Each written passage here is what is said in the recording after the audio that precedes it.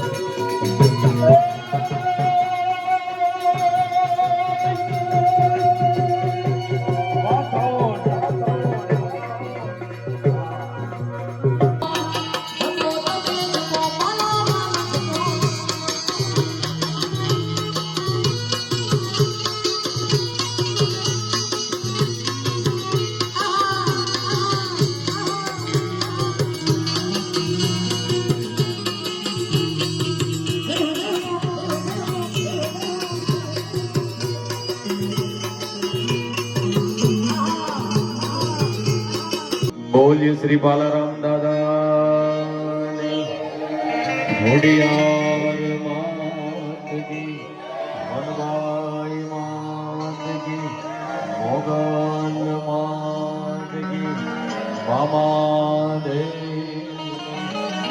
ઓ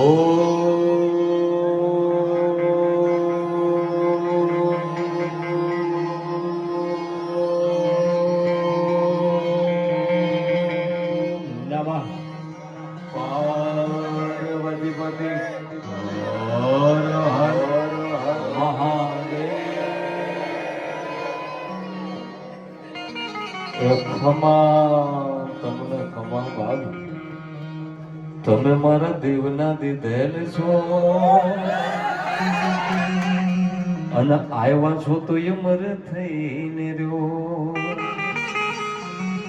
આ તમે મારું નાક ઘરેણો છો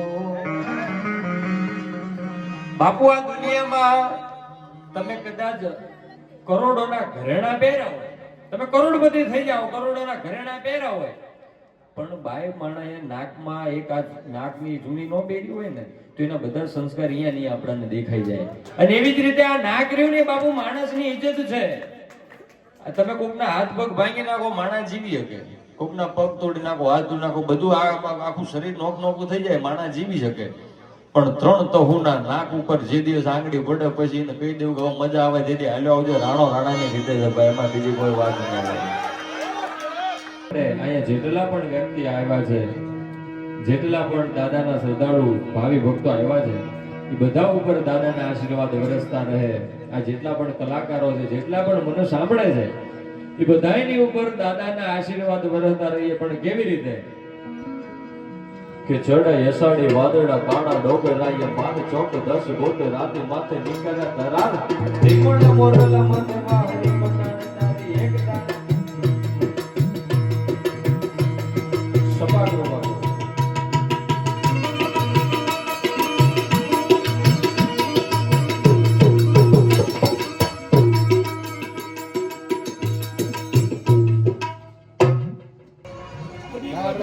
જમાવટ ના કરી મજા બગાડ ના નાખી. હવે તમારે તો ઉપાડવાનું હતા ને અમને ખબર હતી મેં પૈસા જો પપ્પા ઘરે આવીને કીધું હમણાં ભાઈ આવે હમણાં હું ઉલાડું. હા એમ હું સમજી ગયો કે અમે પોતે ગાઈએ છીએ એટલે અમને ખબર છે કે આ રીધમ નહીં પકડી શકે. ના તૂટી જાય ના પકડી જાય આખી. ના ના સાચી વાત છે પણ આમ જમાવટ ના થાય ને તો બધાને એમ લાગે કે શું થઈ ગયું. હા એટલા માટે મેં પછી પેલું શું આખું ના રે લે શેઠ અમે ચાલુ કર્યું ને ત્યાં